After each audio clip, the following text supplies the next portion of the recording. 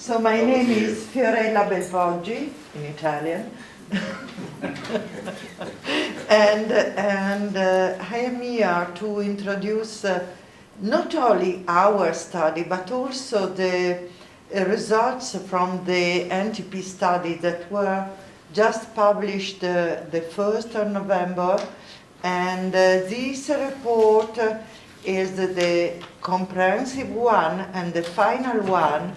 Instead, our study is still partial. You understand very well that the financial resources of the National Toxicology Program are very different from our institutional ones. We are a social cooperative from 2009. Before we were part of the national health system in Italy, but research, was not so much into the waves of our Ministry of Health. So we were absorbed by the League of Cooperative that in Italy is a strong, huge power, I can say, because after the Second World War, Italy had the possibility to grow and to become one of the most developed countries in the world, just because the Italian citizen decided to self-organize and to rebuild our country. So also if now we are in this situation, but above all in my region, the Emilia-Romagna region and Bologna, the social approach to the problems is very strong and very professional also. It's not something that is just a letter to the case, but is something that is improved very much in the last years. And this is the reason that we can now present our study also if we have so few resources. So why Bernardino Ramazzini is the symbol of our activity? Because this doctor, born in Italy at the half of the 16th century, was the first that told it is better to prevent than to cure. And this is the reason that his name is found from Washington, D.C. to Tokyo in Japan as the symbol of environmental and occupational prevention in the world. So we are located in a wonderful Renaissance castle in northern Italy, close to Bologna. Dr. Paul visited us and did a lecture some years ago. At that time, we were still performing the study. And we have into this beautiful building laboratories that are considered second in the world after the National Toxicology Program activity.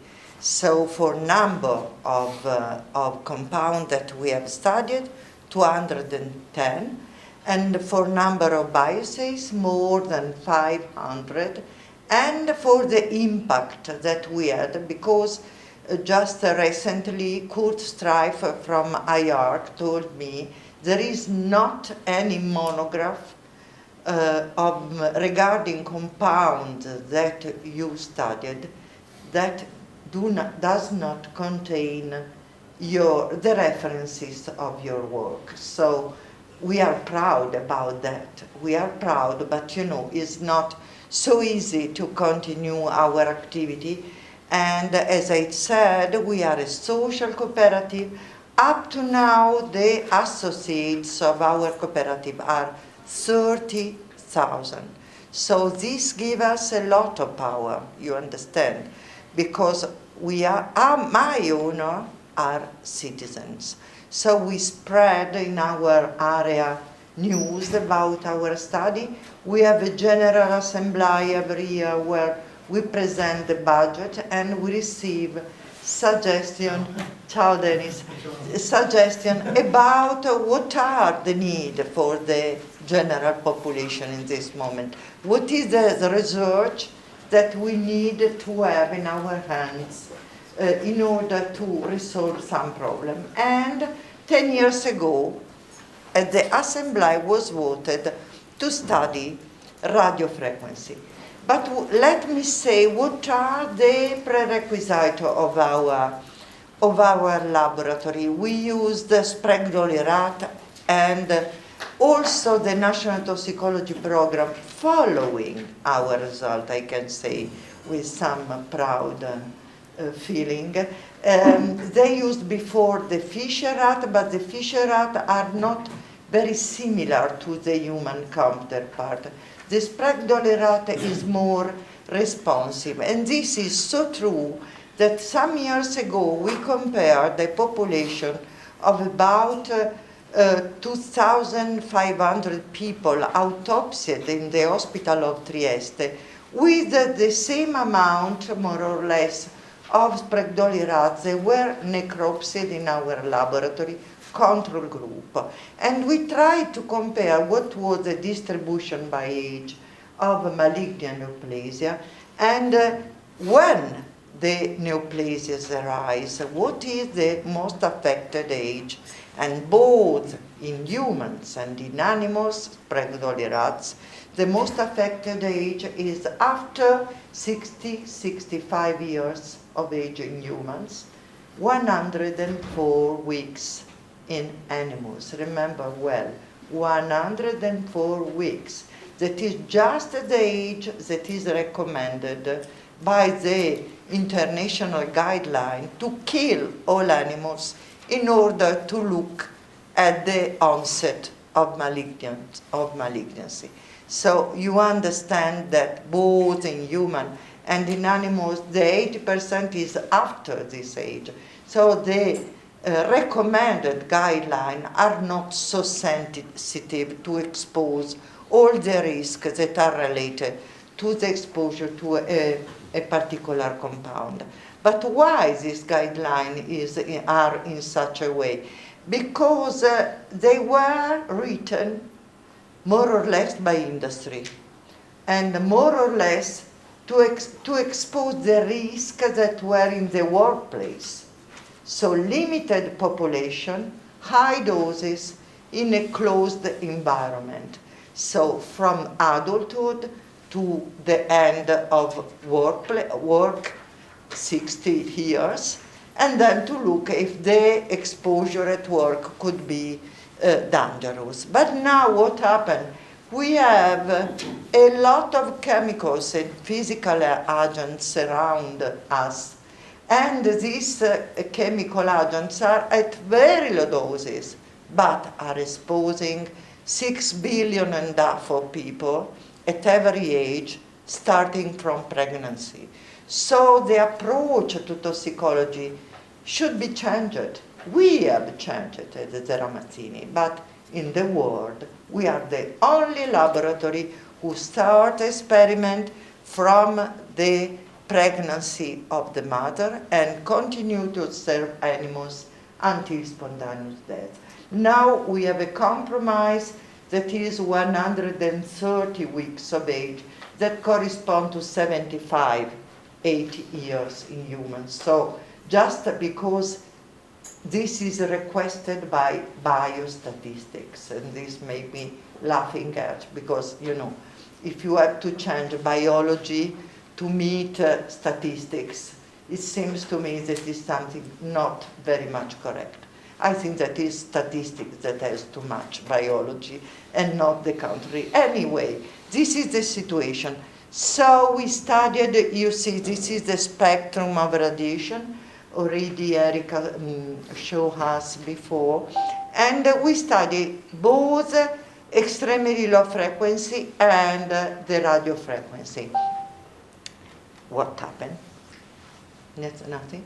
Our project involved both the exposure only to radio frequency, but also we have another experiment where we combined radio frequency to a one-shot exposure to gamma radiation or ionizing radiation at the level that is the one absorbed by humans during a computerized tomography. So this to see if there is a combined effect. I have not the time to present you also some of the results that are just the first one on the clinical observation for this second experiment, but I am showing you the first one. This is the reverberation chamber. All the rooms were anechoidal. They were shielded with anechoidal, I don't remember the name now. But anyway, to avoid the reverberation of waves.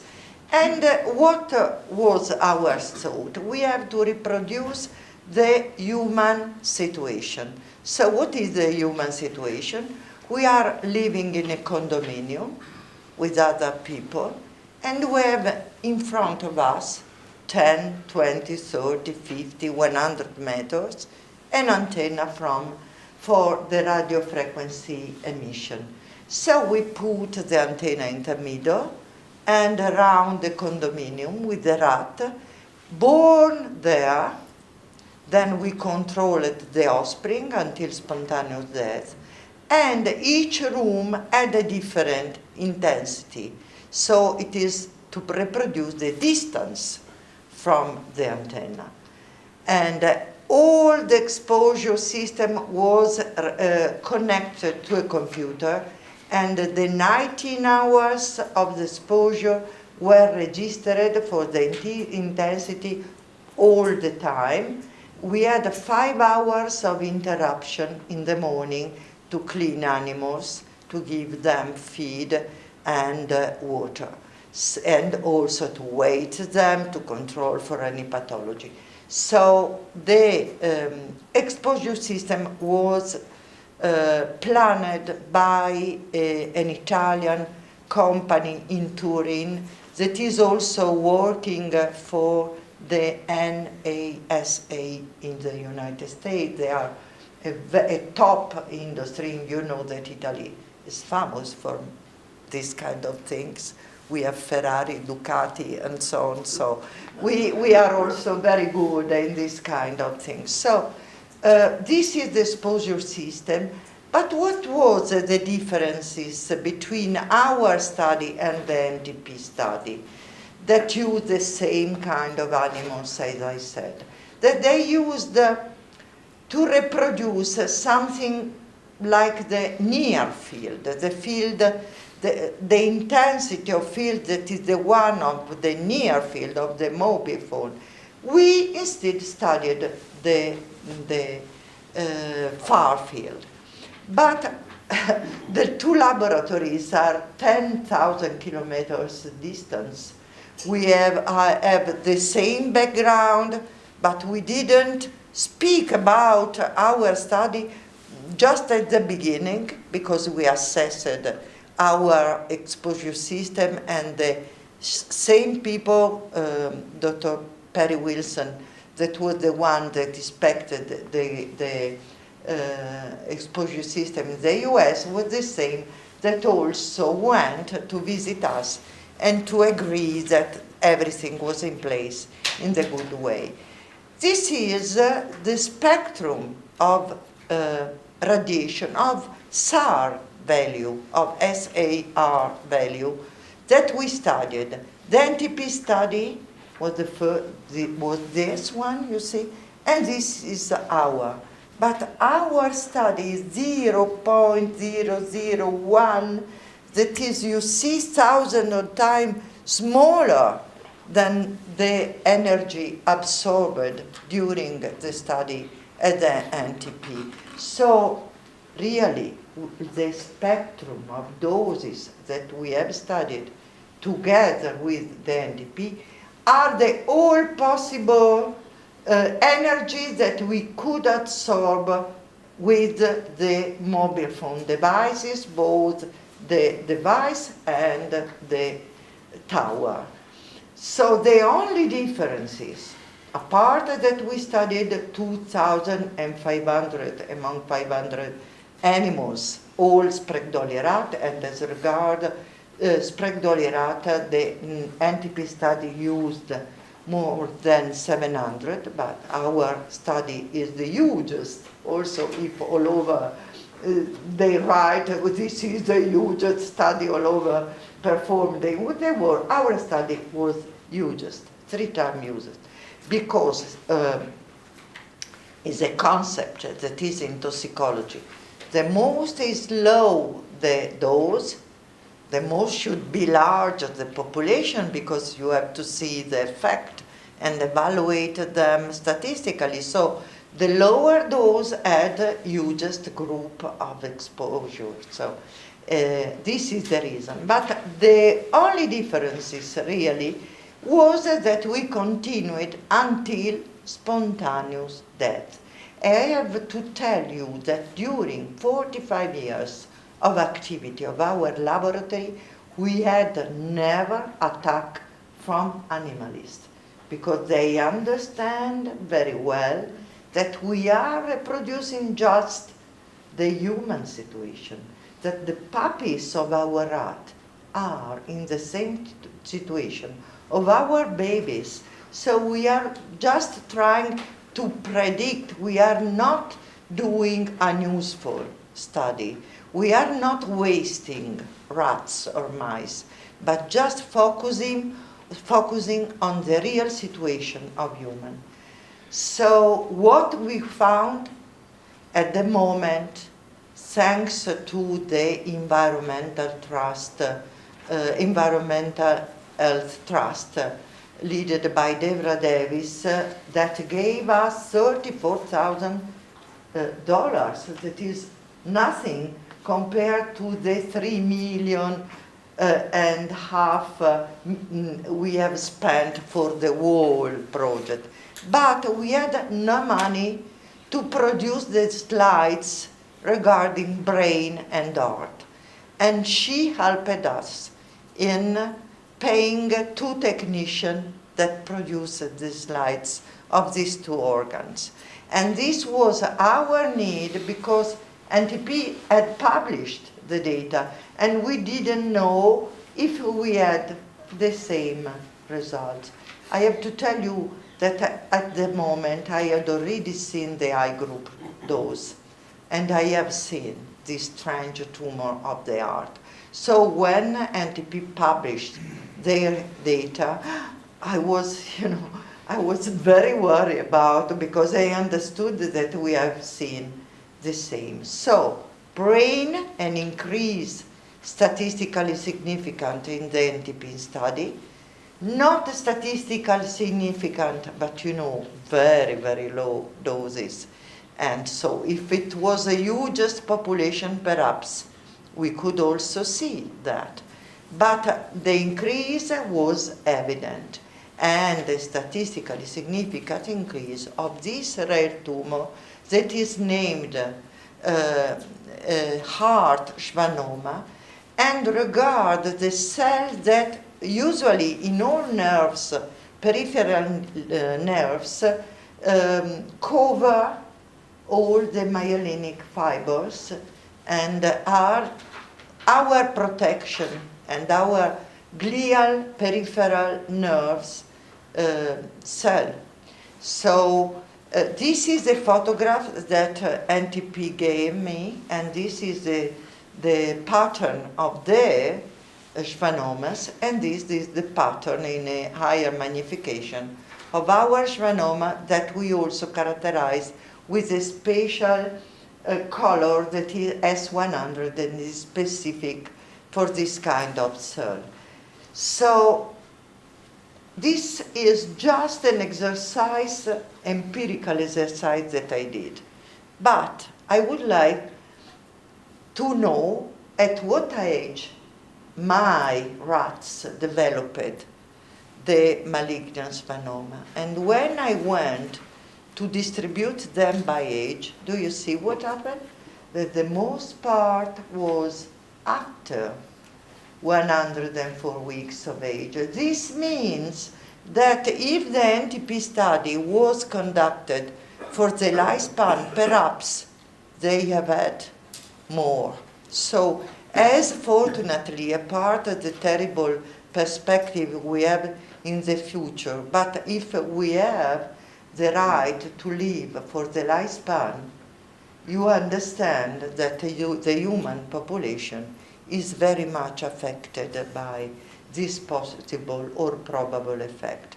So some days ago, we knew that apart the already mentioned tumors, also the adrenal gland tumor were affected, but also other ones that I have not the time to tell you. Anyway, and this has touched me very much. I am thinking about that, and I can't wait to complete our study. And unfortunately, as I told, we are not a public institution, so we have to find money around the world. But anyway, the endocrine system is the most affected, apart the brain and the nervous system, because you know very well that hormones are very much related to the hypothalamus and all the chain of connection that we have in our body. So we published the data recently, and as I said, we have to complete histopathology. For brain and heart, we took our slides, we went in the United States, and we have had a second opinion session at the National Toxicology Program with 11 pathologists. So all our lesions were confirmed, and I would like to do the same with the other tumors that possibly we will see, because the poor Ramazzini Institute cannot face the possible attack alone. We have had a terrible history in the past. We were very near to close our laboratory for aspartame case and other case, MTB, that is an oxygenated additive. You understand that the money that is underground when we speak about such a compound or physical agent is so much that you should be very cautious. So there is not any excuse for not accepting the results both of the NTP study and the Ramazzini one. The study were well conducted. ICNIRP says that they were well performed study, but she says they are not consistent. They say there is not a dose response. They say male were affected and female not. This is normal. In all the studies we have done, there were the 80% where one sex had an answer and the other sex another one, because hormones that are the most qualifying proteins of our body are changing in male and females. So we had performed an appeal. We signed the appeal of Leonard Ardell, the task for a revision. ICNIRP in September published his first report on the animal study, and they said that the two studies are not adequate, they cannot be taken into account. I say, above all, that this kind of tumor were seen also in the epidemiological study, because neurinoma of the trigeminus or of the acoustic nerve have as origin the Schwann cell. Brain tumor were seen also in the epidemiological epidemiological studies, as in rats. So I think that to see the same tumor at 10,000 kilometer distance could not be by chance. Also, if ICNIRP says, this is the finding that we think is by chance. I don't know. By chance, what by chance? Such rare tumor in two different laboratories with very comprehensive and well-performed study could not be by chance. And also, I think that ICNIRP is not in the position to make biological evaluation. They are engineers, they are physics. How can they say by chance to me, or this study that costed 25 million, the one in the United States, more than 3 million and a half, because we are in a profit, you know, we do everything in-house, and we also try to spend the less possible. So, you know, it is, yeah, outrageous. Outrageous? Yes, I think that's offensive to ask that we are very good scientists. So, IARC should, anyway, to look at our studies. I hope in the next few months to complete our study, because without the final report of our study, the IARC cannot have a conclusive evaluation. So they are waiting for us for that. And we are not missing volunteer, transparency, competence, but we miss money a lot, and so we have to count what we can do.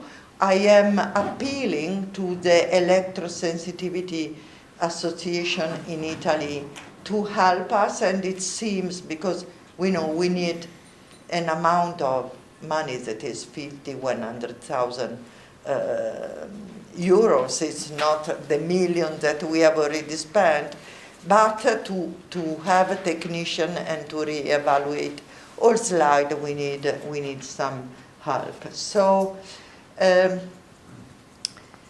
is something that I would like to state with some strength, that the long-term biases are both predictive, that is prospective, and confirmatory, so retrospective. We have found in our life that all the time we said that the compound was a carcinogenic agent, it was just a question of time, but the epidemiological study demonstrated that this was true. So this is just some example of the predictivity of animal biases on the human counterpart. And you see that our data were predictive in the 70s of few years, but now as the dialectic, the system of agency for the risk assessment, the bureaucracy that is governing the level of exposure and so on, are delayed a lot the time from the discovery to the action. So now we have had, for some compound, including benzene, for example, 30 years. And so could you imagine what happened if, on the basis of our study and the one of NTP, we have to wait for 30 years? The 5G should be already in the space. We will be in the situation of asbestos or smoke of cigarettes when we can go back. Because now asbestos is all over. We try to govern it, but it is impossible. And the same will happen with mobile phone. Do you see? 24, 23. Formaldehyde in 1989 we published the data on formaldehyde. Just last year, the European community declared it carcinogenic and took it out of the market. So the animal study are predictive. If they are well performed, as both the study were performed, and use a human equivalent model. So, as my mentor, Cesare Maltoni, that is one of the founder of environmental toxicology, said, in the field of experimental and environmental carcinogenesis, words overlap facts, opinion overlap data, and meetings and commission reports submerge good laboratory work. This was truth for the vinyl chloride experience that Maltoni had in the 80s, but is still the truth. And we have to fight in order to change this approach as a whole, not only in Europe, but you, Britain, are going out from Europe, but I have to say all over in the world. Thank you very much.